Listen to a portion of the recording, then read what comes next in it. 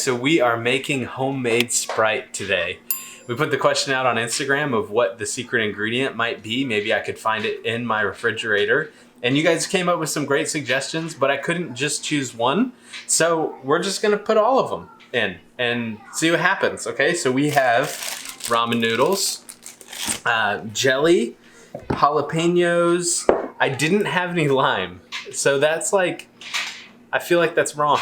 But I was only gonna use half a lemon, so I'm just gonna do a whole lemon to make up for the lime, right? Like, what is a lemon but a yellow lime, essentially, right? My grandpappy used to say, when life gives you lemons, life could have given you limes, but it gave you lemons instead. So we have that. Tums for the indigestion. Sweet Baby Ray's barbecue sauce. This is the best barbecue sauce, by the way. Don't even play. Like, this is the best barbecue sauce. Or Sunny's. Ketchup. I didn't have any cherries, but we had a strawberry. So I put that in there. And then, of course, distilled white vinegar. All of this should combine together to make a great version of homemade Sprite. So let's do this. We're gonna start with our water. I'm gonna pour our water in. And then we'll start with the traditional ingredients. I'm gonna cut the lemon in half. And then we're just gonna put the whole thing, just the whole thing.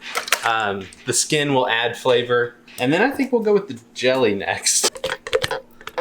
Jelly, very good. This would be nice. It'd be like a tropical Sprite, like a nice fruity flavor. We're gonna do jalapenos next. Oh, and get some juice in there. That's good.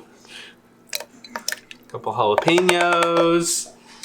Eat well, laugh often. Okay, that's what we're doing. We're eating well. We're eating well here today.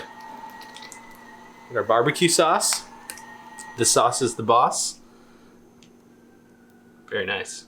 Very nice. Just a swirl. You just want to do like a little swirl. We're gonna shake it up because we don't want that like weird juice that comes out before the ketchup.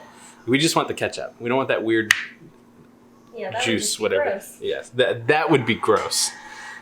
And just a nice squirt of ketchup there. That's a couple tablespoons ketchup. Sweeten it up with the strawberry. Just one strawberry though. You don't want it too sweet. Pickles. These are the hamburger pickles because I love hamburgers. We'll go ahead and put in the distilled white vinegar now. Just a little bit. Just a little bit. Chicken ramen. Somebody said noodles and somebody else said chicken flavoring packet from ramen noodles, so we're just gonna call this both. The whole thing. You don't want to skimp on the noodles. That's probably the best part. And then the chicken flavoring, of course. And add that in like so. And just to be sure, I'm gonna put our Tums in. Just one Tums. Yeah, we don't waste Tums in this house. Should be fine.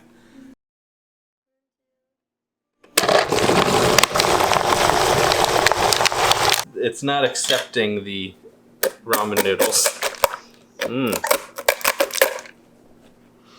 It actually smells pretty good. So if you're trying to do this at home, you may notice that your blender doesn't accept the ramen noodles as well. You'll just have to break them up with a knife and then hit the button again.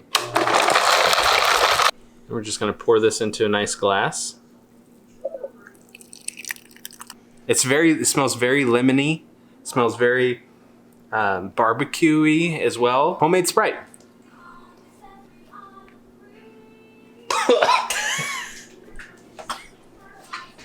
That's not good.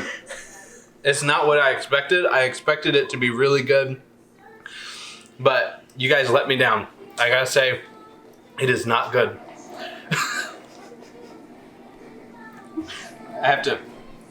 I'm chewing on the noodles. I have to chew a little bit. Any drink that you have to chew is not a good drink.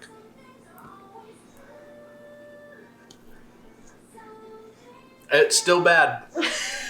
So let's connect all of this to scripture. In Matthew chapter 11, we see this exchange between Jesus and his cousin, John the Baptist. And John at this point is in prison, And he's asking some really important questions. I think personally, he's probably thinking, hey, this whole following Jesus thing isn't exactly what I thought it would be. And so he sends messengers to Jesus who say essentially what John wanted to ask him, which was, hey, are you really the Messiah, or should we expect somebody else? Because I'd imagine John was probably thinking the Messiah was supposed to send freedom for the captives, not get them put in prison. But that's exactly what happens to John. So he asks a really fair question. Are you really the Messiah, or should we expect somebody else? To which Jesus kind of gives him some really good words about like, well, have you been paying attention to what's going on? People who used to be sick aren't sick anymore. People who were dead are not dead anymore. So he talks a lot about the miracles, and he says, you judge for yourself, John, if you think I'm the Messiah. And then later on, further into Matthew chapter 11, at the very end, he says some really important words about our expectations of who Jesus might be. He says, nobody can really know the Son except for the Father. So nobody really fully understands or comprehends or knows Jesus except for God. That's important for us to understand, because sometimes we put labels or expectations on who we thought Jesus would be. Like if we started following Jesus, would all of a sudden our life is supposed to get better, or our circumstances are supposed to change. But he never really promised us that. In fact, the only promise that he does give us, at least here in this chapter of Matthew, in verse 28, he says, come to me, all you who are burdened, all you who are weary, and I will give you rest. It's this incredible promise that I think it's important for us to understand at this time when we're going, wow, following Jesus wasn't exactly what I thought it would be. Church looks a lot different right now. Community looks a lot different right now. Bible studies look a lot different right now. I'm just trying to wrap my head around all of this.